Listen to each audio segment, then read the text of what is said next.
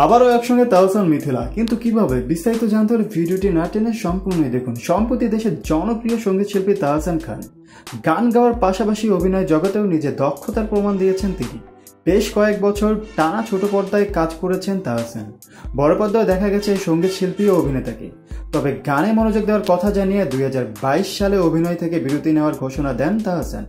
বিরতি কাটিয়ে আবারও অভিনয়ে ফিরেছেন তাহসান।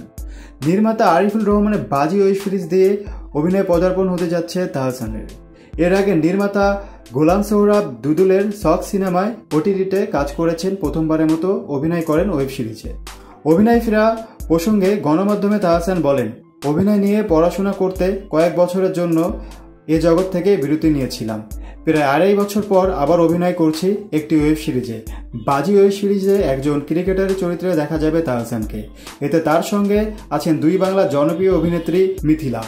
তিনি অভিনয় করেছেন সাংবাদিক চরিত্রে। দাম্পত্য বিচ্ছেদের পর সিরিজটি দিয়ে পর্দায় ফিরছেন এই জুটি।